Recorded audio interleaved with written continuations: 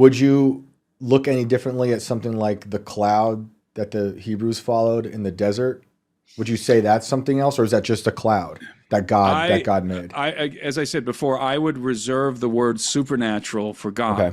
God, and specifically for the Father and His Son, His Right. preeminent Son, Jesus. Right. So that there is where I would apply the word supernatural. God, the maker of the universe, can do whatever He wants with it. Right. He can manipulate the fabric of time and space and do so easily. Yeah. And so, as it pertains to things that are done by God, as opposed to things that are done by the messengers dispatched from the kingdom of heaven, I'm looking at when you talk about God Himself, then all bets are off. Right. Anything is possible. I mean, if this is again the architect of the universe, He can do whatever He wants. Yeah, He can destroy So it and remake it. So to answer your question, I don't know what that was. It could have been anything. Right. Could it have been some kind of a technological thing? Sure. Right.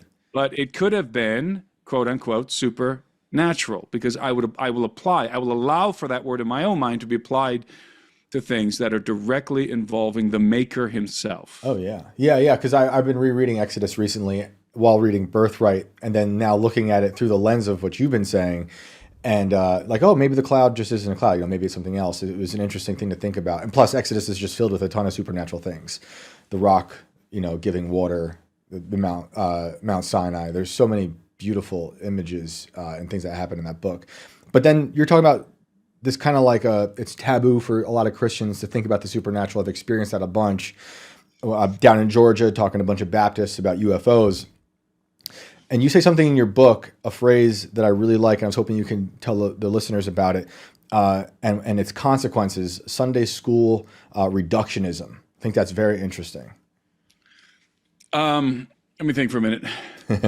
In my book, I use the phrase Sunday school reductionism, actually, when talking about the term supernatural, because it's so easy for us, and again, coming from a Christian perspective, it's so easy to reduce these things, these stories, these events to bedtime stories, to just quaint stories that are supernatural, and everything is supernatural. And when you do that, you lose, you lose, I think, the explanatory power of better terms. And specifically, what I mean is that let's be specific to the UFO phenomenon. So the reason why so many Christians have a hard time, they struggle with the UFO phenomenon, is because they cannot contemplate a situation in which you have beings who are manufacturing and deploying advanced technology in the same way that we do, but are that are not us. Right. They have a hard time understanding that because they're not used to approaching the biblical narrative in that way, right, from that angle. And the reason why I think that in Sunday school reductionism, I would associate that with what I would describe as a medieval perspective of the world. And a lot of Christians are stuck in a medieval perspective of the world. And from the medieval's perspective, there's only a few characters in the game. And this is something I had to deal with in my own. I had to modify my own paradigm, and continue to modify my own paradigm over the years when confronted with new realities and new information. And in the beginning, I realized that I was hamstrung with this medieval perception of the world that I thought was biblically accurate. And indeed, I felt I was constrained as a Christian through the biblical lens, viewing the world through the biblical lens, to think in the following terms. So normally, I would say, I'll use the word conventionally, we are, I don't want to say taught. We're not taught. It's not that we're taught. It's not that we're indoctrinated. It's just a product of being Western Christians and inheriting and maybe? having an unsophisticated view, I think, of what the Bible really is. We come to this understanding, let's call it, that there are basically four characters in the universe. There's, of course, God, who's at the top of the hierarchy. So he's at the top of the pyramid. He's the supreme being, okay? Then you have angels, They're under God. They're his messengers. Then you have demons, including fallen angels and all of that. And then you have mankind. That's it. 4 characters in the game. Right. So in the vastness of the universe, there's 4 different kinds of beings. And again, God being at the pinnacle of this hierarchy. Well, I came to realize at some point that was absurd. Look around. I mean, look around this earth alone, it has right? to be. Yeah. I believe that I mean, and what when I started thinking about this, and it was quite an apropos environment to be contemplating this, I recall I was 19 years old at the time. I'm deep in the Amazon jungle. I'm standing by, I'm in the middle of nowhere, in the wilderness, by myself. I was staying with a hunter friend of mine in the jungle, and he went out to hunt, and I, in this particular occasion, stayed back in the camp, and I was sitting by this river called Sarah in English, and I'm sitting there contemplating this, and I'm surrounded in this effusion of life in the Amazon. Just everywhere you look, something is moving. It's just life everywhere, and half of it wants to eat you. But there's this life everywhere that's just, you're surrounded in a sea of foliage and all of the creatures and the sounds. It's never silent in the Amazon, and I was just sitting there thinking about this profusion of life that exists in that environment, in that tropical environment, in the Amazon jungle. And it got me to wondering, this is a fingerprint of the maker. I mean, if you believe in God, and particularly if you're coming at this from a Christian perspective, then you look at the earth, you look at the vast profusion of life, of organic life on earth. That's the fingerprint of the maker. Totally. He didn't make 1 or 2 or 3 different kinds of things. He made millions maximum creation. of different kinds of things. A vast profusion of life, a variegated life of all forms and all kinds. Some of that life, and if you think about it as a spectrum of consciousness, some of that life is over here on the lower end of the spectrum. Let's talk about this for a moment. So you have the spectrum of consciousness. Over here you have like an amoeba on this end, right? A single cell organism, like the simplest form of life. And then at the other end of the spectrum you have God, the most supreme intelligence, sentience that we can't even imagine. He's beyond our comprehension. That's the far end of the spectrum, you know. And human beings were somewhere over here, and angels are somewhere over here, and then behind us would be your great apes and your elephants and your dolphins and your whales and all of these other creatures. Dogs are somewhere in here, pigs that have a level of intelligence and perhaps even sentience that is such that we can interact and that we can have empathy for these animals, and they can interact with us, and you can form bonds, right? Yeah. But we can't form bonds with an amoeba, right?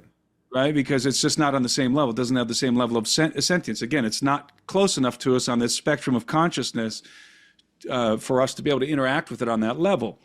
And I think about just the earth in this regard, and it seems to me, and I'm going to use this word again, absurd, inconceivable that when we look out into outer space, there's nothing out there. Right. It's almost there's no other life out there.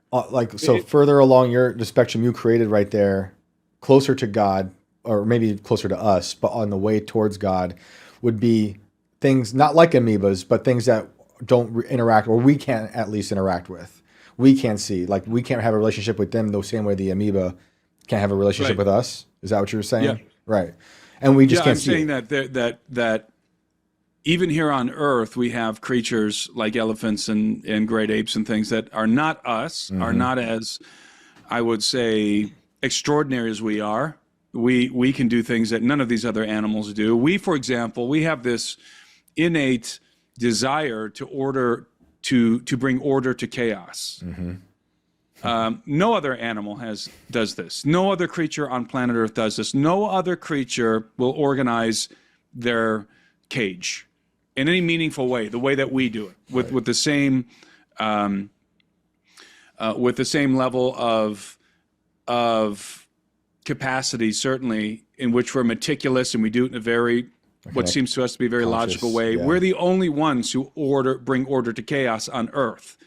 And so we are of a higher sentience than these other creatures. Well, we're not the only sentient beings in the universe. We've already mentioned that there's these things called angels, these angelic beings, the elder race. They are also sentient in the way that we are sentient. And by the way, this ties into the image of God and all of that. But it just seems, as I said before, inconceivable to me that we look at the profusion of life on planet Earth, we see the fingerprint of God, but yet we don't project that same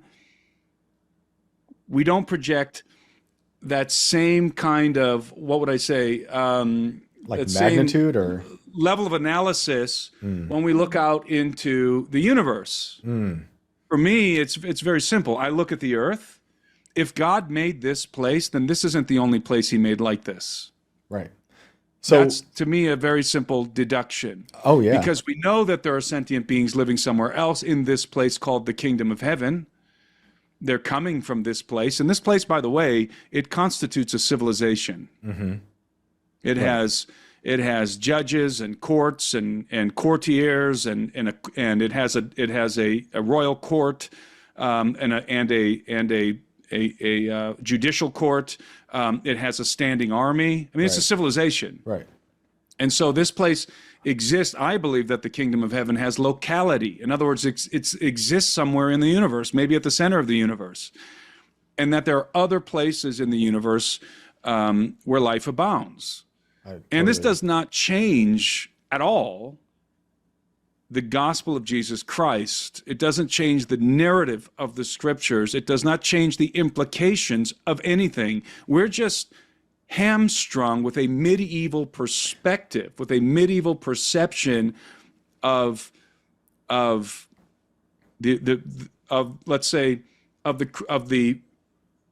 biblical narrative of the Judeo-Christian faith. And for whatever reason, so many people have gotten stuck there and have a hard time contemplating anything else. And so, having laid that foundation, now we can fast forward and we can think about what we were talking about, this idea with UFOs and who the pilots are and all of that. So for me, it's easy. I extrapolate out this idea that there is a kingdom of heaven, that in this kingdom they're doing things that are very similar to what we do on earth. Indeed, our systems of government are at some level a shadow of theirs, that we didn't invent civilization, we inherited it. Right.